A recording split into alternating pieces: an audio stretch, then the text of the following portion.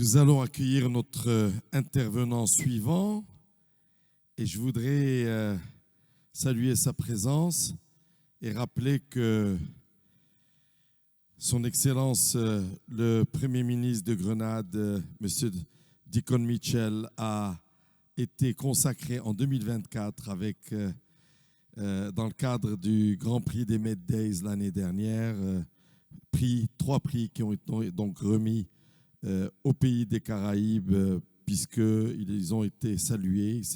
Il s'agissait des premiers ministres de la Dominique, de Grenade et de Sainte-Lucie. Juste pour rappel, pour celles et ceux qui n'étaient pas là l'année dernière.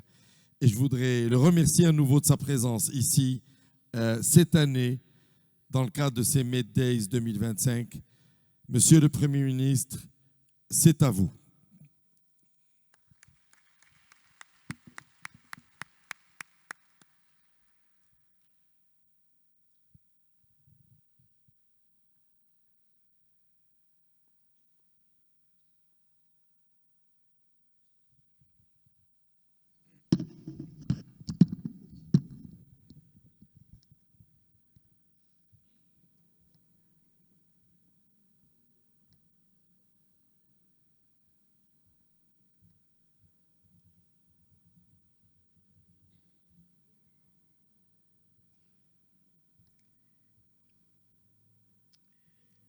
Permit me to acknowledge His Majesty, King Mohammed VI, under whose distinguished patronage we gather, and the government and people of Morocco for the amazing hospitality extended to me and my delegation.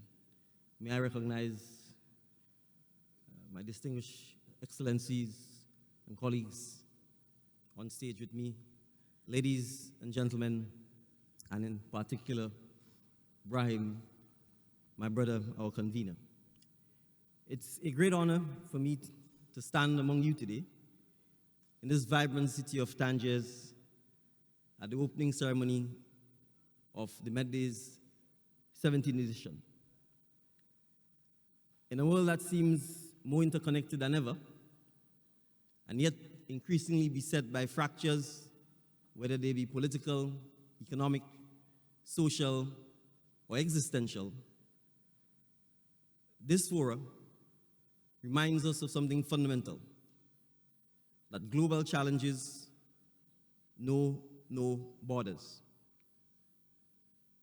and therefore neither should our resolve to address them. The theme, fractures and polarization, reinventing the global equation, is not merely rhetorical.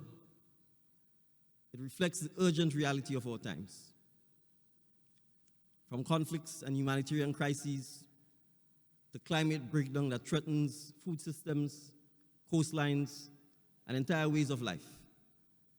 Economic instability, from identity politics to geopolitical rivalries. These fissures are many, and the consequences are wide-ranging. But I'm not here just to underscore the gravity of these challenges. I'm here to sound the note of hope, a call for renewed solidarity, constructive dialogue, and imaginative cooperation. Because reinvention is indeed possible. The global equation can be rewritten. Why do the fractures and polarization matter? I'm from a small state in the Caribbean, Grenada. I've witnessed firsthand how global tremors, distant conflicts, shifts in trade, changes in climate, fluctuations in aid and investment ripple across distant shores and shape the lives of ordinary people. For small and vulnerable states like Grenada or Antigua and Barbuda, whose Prime Minister is here with us, fractures in global governance or in multilateral solidarity often translate into economic hardship, migration pressures, and ecological vulnerability. Polarization between great powers, geopolitical blocs locked in rivalry, can weaken the very institutions designed to protect us. leaving small nations with fewer places to turn and fewer voices that truly represent them. And fractures within societies, whether due to inequality, marginalization, or lack of opportunity, risk undermining social cohesion, stalling development, and stifling hope. I've witnessed firsthand how global tremors ripple across distant shores, but for small islands, one tremor is more devastating and more relentless than all others: the accelerating impacts of climate change. Last week, Prime Minister Brown and I visited Jamaica, a sister Caribbean island, which suffered devastating consequences from a Category 5 supercharged hurricane that caused $6 to $8 billion in damage in a matter of hours and has displaced over 900,000 people. Last year, I was at this forum. 4 months prior, my own island, Grenada, experienced a similar devastating hurricane, wiping out almost the entire housing stock on 2 of the 3 islands that make up the state of Grenada. So global fractures in climate finance and delayed commitments on the mitigation or adaptation translate directly into heightened vulnerability. Fewer resources to protect coastlines, fewer tools to climate-proof agriculture, and fewer buffers for communities already stretched to the limits. So climate change is not a future scenario. It is not hyperbole. It is a lived reality. The rising sea levels, they threaten our coastal towns. The warming oceans impact our fisheries. The stronger hurricanes devastate and retard our development almost annually. So when we speak of reinventing the global equation, we speak from the perspective of countries for whom global climate policy is a matter of survival. It is not symbolism. We are not speaking in abstractions. We speak for millions of people, like the 900,000 in Jamaica, from island shores to desert plains, whose future depends on a renewed commitment to fairness, justice, cooperation, and inclusion. So if we are to navigate and overcome these fractures and overcome the polarization, I propose 3 interconnected principles that should guide our collective action. Principles that I believe can unite small states, regional powers, and global actors alike. We must renew multilateral dialogue and diplomacy over zero-sum rivalries. A forum like this must reaffirm the value of diplomacy, dialogue, and inclusive negotiation.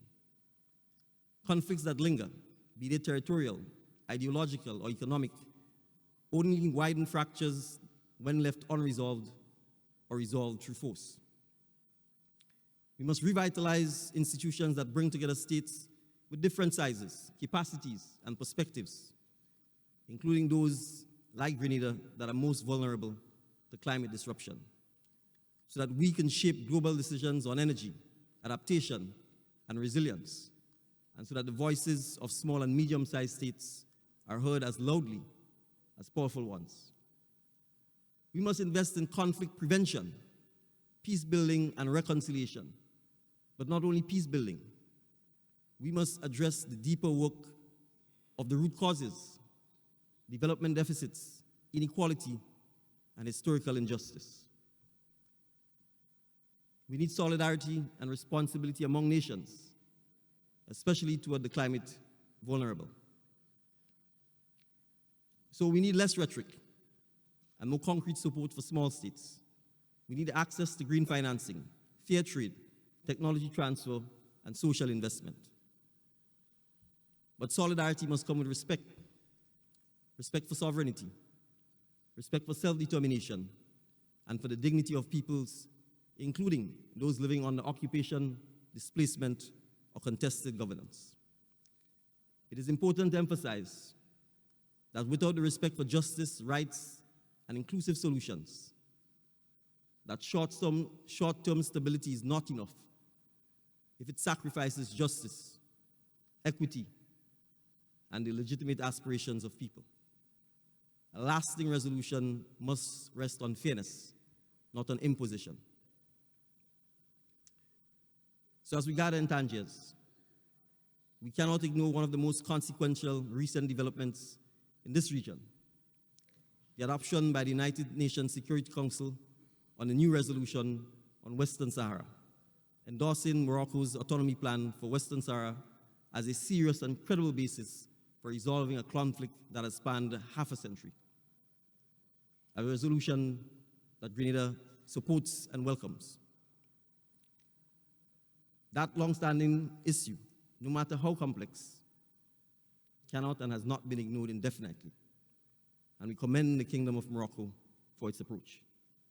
We see it as a chance for renewed dialogue and the crafting of the type of outcome that honors stability and justice.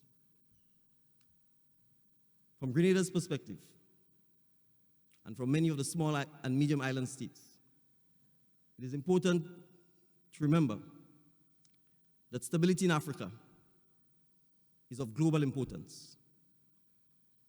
Peace, or the absence of peace, in Africa resonates across continents, whether through migration flows, trade routes, security dynamics, or human rights. All are interconnected. And so, in keeping with the fact that the African Union has declared the Caribbean and the African diaspora as the sixth region of Africa, we see the relationship between Africa and its diaspora, of which Grenada and the Caribbean is part, as one of the key nexus to ensuring the development, growth, and prosperity of Africa and its diaspora. Because if Africa is not strong, its diaspora shall not be strong. If Africa is not respected, its diaspora shall not be respected.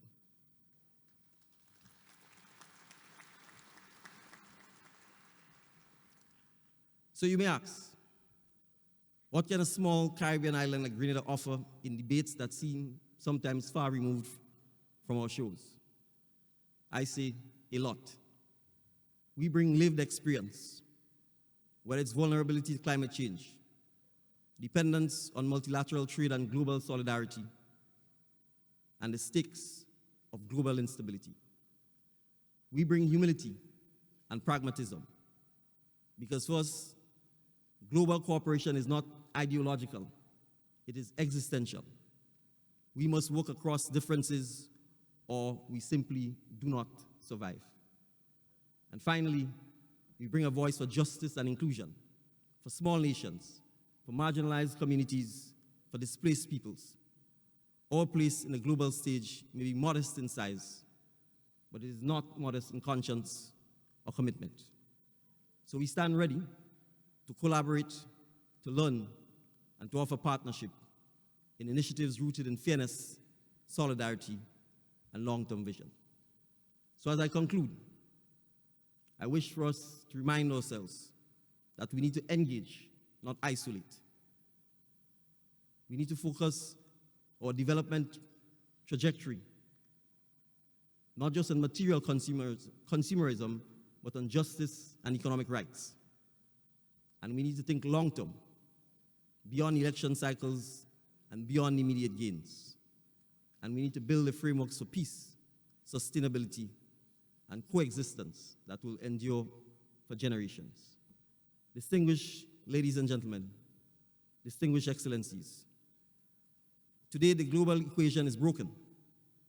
Polarization, division, short-term calculations, and disregard for the vulnerable have widened our fractures. But I believe, as a leader of a small island state, and as a citizen of our shared planet, that we can together rewrite that equation. We can build a world where diplomacy outweighs division. We can construct a world where solidarity outweighs suspicion. And we can foster a world where justice and dignity outweighs oppression and neglect. So let this forum be the place where the fractures are acknowledged, but the polarizations are confronted, and a new global equation founded on cooperation, respect, and common humanity begins to take shape. For as long as we remember, our fate is shared, our future is intertwined, and our responsibility is mutual. Collectively, we can make that difference to this and the next generation of humanity. Thank you very much.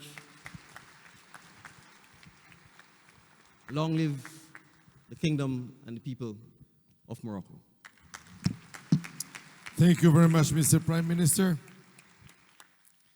Thank you for your advocacy toward these topics dedicated to climate change, solidarity, and building bridges.